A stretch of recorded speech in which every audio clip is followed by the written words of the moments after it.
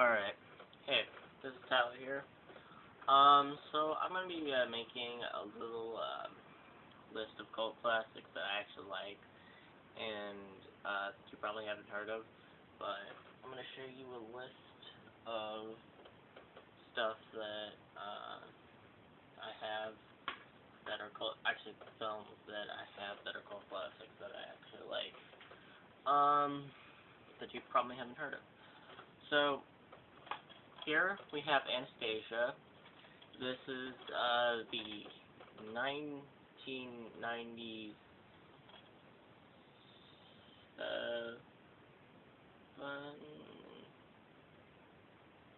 yeah, 1997 film. This is Don Bluth's film. This was actually one of my favorite films during that time. You never actually heard of this film because it didn't actually do that well at the box office.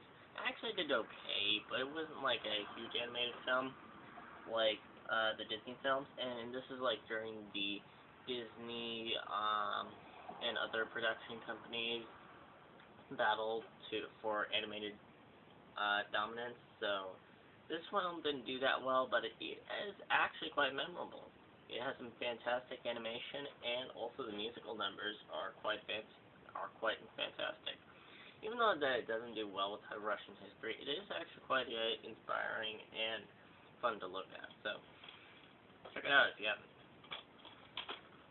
Next we have Blade Runner. Now, actually, I do have the final cut, and I actually have to say the director's cut, even though that a lot of people have said that the final cut is good, I actually like the final cut, and I think it's the best out of the cuts out of Blade Runner. This one is actually quite good. This one stars Harrison Ford as Rick Deckard. He's trying to hunt down a replicant in the year 2000 in 2019, and this film is actually in Los Angeles.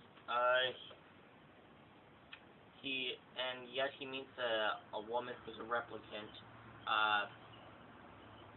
played by Sean Young, and very complex film. If you see the theatrical cut, just don't bother with it. Or if you see the white cut that a lot of people probably seen was the Criterion cut. But if you see the final cut, it's gonna ask a very complex question. It's very complex. It talks about what is human and what's not human, and actually the film is actually asking what is human, and it's very complex. It's actually based off of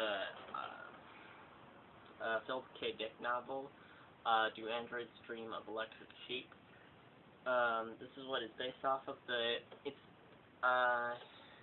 It went through many it went through so much pre-production stages, it's ridiculous. And the script was going on. Hampton Fincher was just fucking around with the script, and yeah, it was so much, but it's a good film. See the final cut. The final cut's fantastic, and it's one of my favorite films of all time. So, what am I gonna go with next? Oh yeah, Gangs of New York. This one is a really good. This is the most underrated Scorsese film since the one that I'm gonna bring up really soon. This one is really good. I don't know what people's complaints about the movie are, but it's really good. It's quite fantastic. It's basically about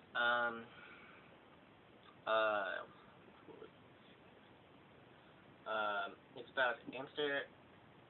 Sorry, it's been a while since I've seen the film. It's about Amsterdam Fallon, who lost his father during the Battle of the 5 Points, and he wants to get revenge because the killer of his father, who was Bill the Butcher, he decides to go under his wing, and in there he meets a bunch of people. It's kind of like your average it's kind of a typical hero story, but it actually does talk about a certain point in America that people don't like to talk about, and it's during New York, and Martin Scorsese is able to capture that fantastically. And my favorite parts were actually with Daniel Day-Lewis, and it's actually one of his best performances that I've actually seen. Other than There Will Be Blood, but you know. This is a really good film. Uh, the costume designs, the set designs, everything in this film is quite good. Not so much a story, but it's so well done, and and also the song "You Got the Hands That Built America" by U2 is actually a really good song. And this is a very underrated movie, so I want you to check it. If you haven't seen it, check it out. Alright, next film.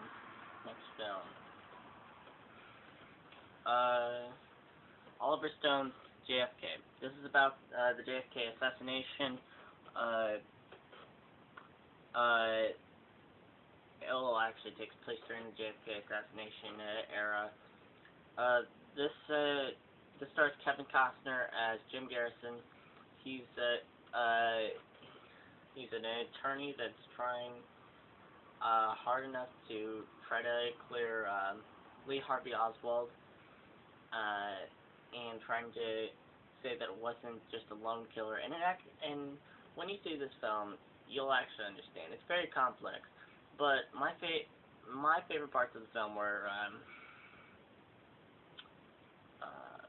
Tommy Lee Jones as Clay Shaw, and he actually does it's one of his best performances.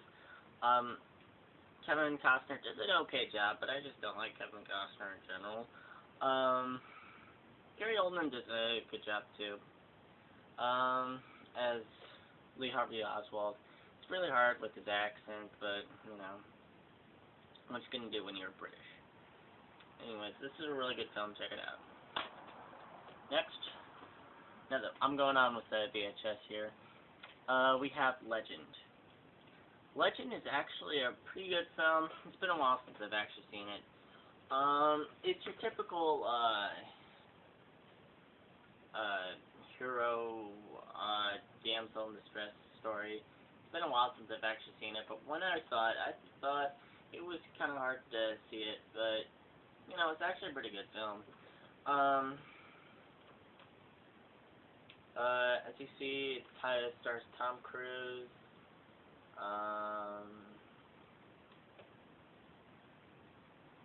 Mia Sara.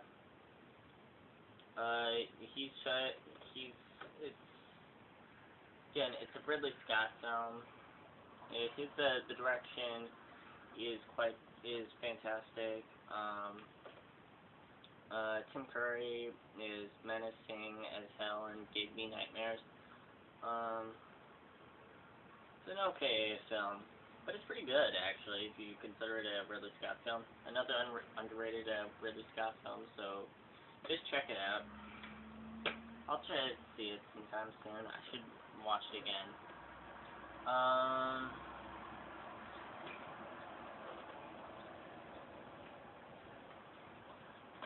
Pulp Fiction.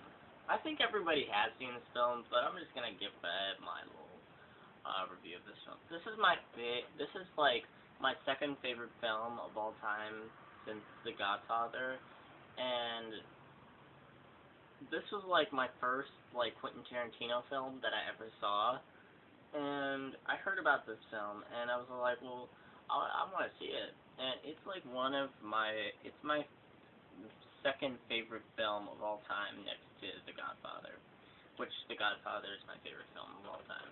But this is actually a really good cult classic. What I'm gonna say is it stars. It's very complex again. It stars you got a storyline about the hitman who who are trying to recover a briefcase for their boss, Marcellus Wallace, and one of them accidentally shoots it, their inside man, and they have to cover up the body, and they have to hire, Mr. Wolf. They have to hire, the Wolf, and they're just hiding out in their, in Jimmy's, house, and it's so fun. And Jimmy's actually played by Quentin Tarantino. It's such a great film, and it's so funny to watch when you want to. And it's fun to spot out those little things, and it also ties into the Quentin Tarantino mythology. So it's a pretty good film. And there's a lot more I'm gonna explain. It's actually based off of the story was what caught me when it was, I was during the time that I was when I actually appreciated Watchmen. And actually, I do appreciate Watchmen. It's one of my favorite novels of all time, and actually my favorite graphic novel of all time. The story, I was always interested in nonlinear storylines and subplots. This movie had everything in it, and I mean everything. And I loved it, and it focused on every single character. So if you haven't seen it already, I bet you have. Check it out. Okay, what else do we got? Oh, fuck, I forgot to mention. God, I was done in alphabetical order, and I forgot to mention this one. Heavy Metal. Heavy Metal is such a classic movie. It's very hard to describe the storyline, but it's basically based off of the Heavy Metal comics. It's such a clip. It's such a trip to watch. You feel like the only time you can actually watch it is either if you're high or taking any other drugs. Oh, I'm not saying drugs are bad. No, actually, I am saying that drugs are bad. Just particular ones are somewhat good. This one's a good film. It's a bit sexist if you think about it. It feels very sexist. But it is funny to watch, and it's a quiet, it kind of does that whole entire different storylines thing pretty well, so check it out, it's pretty good. It's such a trip to watch, but you'll enjoy it. What else do we got? Oh yeah. Oh, yeah. No, not that one. Oh yeah.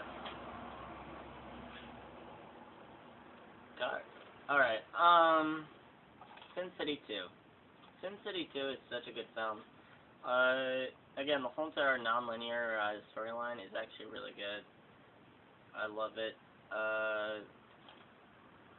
It's based off of the Sin City graphic novels, which I have not read, but it's by Frank Miller, so if you have him doing anything... By the way, if you don't know who Frank Miller is, he's the guy who wrote and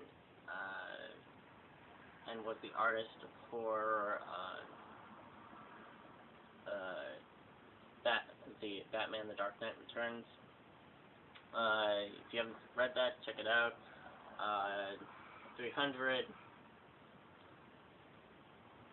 Ronin, all that, and Sin City.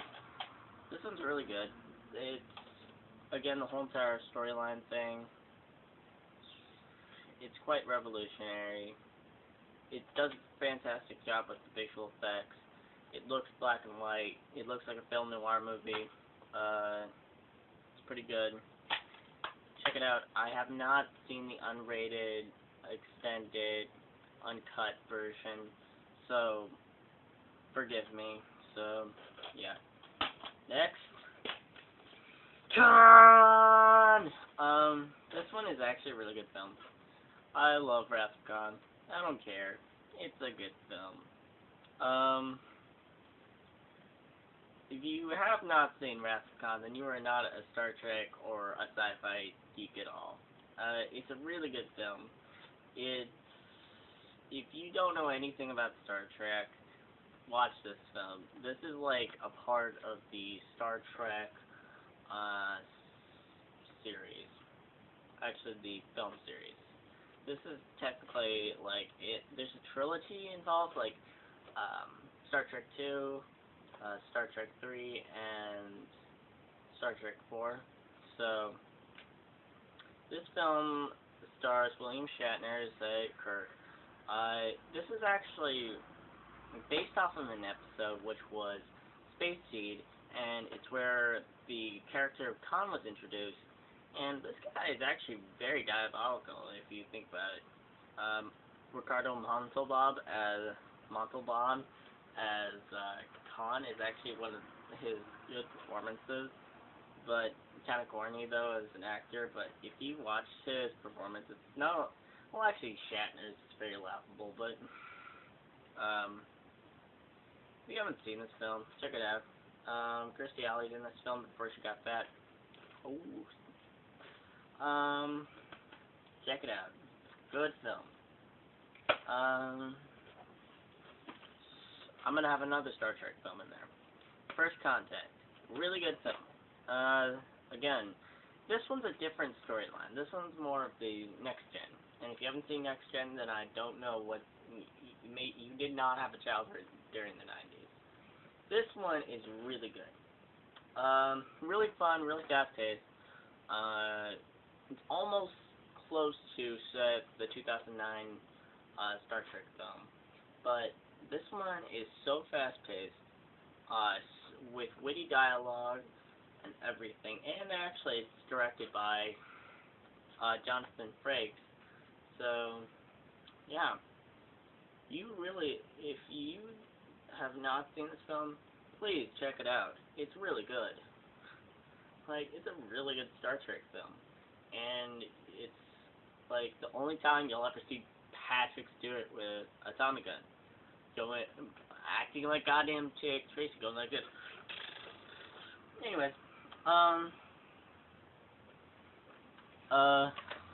another underrated Scorsese classic, The Last Temptation of Christ. Oh my gosh, I've never seen anybody hate this film, but I love it.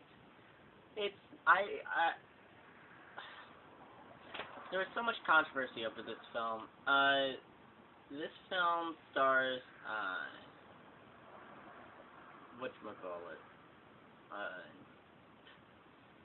William Dafoe as, Jesus Christ, and instead of being like the Son of God, he's actually more of a man that becomes, progresses through the film, and he's more of like a character, like an actual human being, rather than I was chosen as the Son of God. Anyways, it's very interesting. It's very controversial. It was banned as a book, and it was also banned as a film. In France, they were flipping their shit, and in the United States, Christians were like banning this movie, and I'm so like, what the fuck? And that wasn't during that era, but if you ever go to like a Baptist film, if you ever go to like some Baptist church and like say, hey, let's watch the Last Temptation of Christ, they will most likely burn you because you were a sin against God. Anyways, it's a really good Martin Scorsese film. Nominated for Best Direction. By the way, he is a good. He did a fantastic job. It did get a little slow at times. I would actually watch it again, but I don't have a VHS player that's workable, so yeah. People need to check this film out. This is actually really good. So,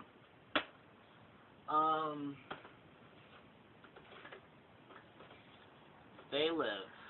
This one's a John Carpenter film. And by the way, my favorite John Carpenter film has to be Halloween. But this one is definitely a good John Carpenter film. Stars Roddy Ripper. He's just one of those homeless people, and then all of a sudden he stumbles into a church, then finds out that he puts on some glasses and then finds out that that everybody is just a bunch of skeleton creature things. Anyways, this one actually parodies the 1980s, like what was going on in the 1980s with like with the whole entire the corporate era, which we're still going through right now because of our economy. We are still very corporate. We don't admit it, but we are, and it was during the 70s too. But this one definitely shines. It's a little bit blatant, but you can excuse it as being very cult classic-y, but you know, it's not Oscar worthy or anything like that. But it definitely does deserve something, and it is a good John Carpenter film. And also his score is quite good. But it's actually a really good film. So check it out. Oh wait, I got one more. Be right back.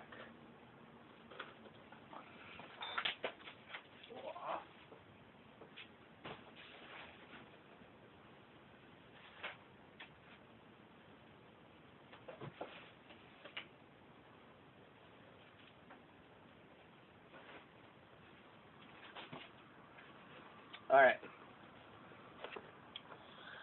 The Thing.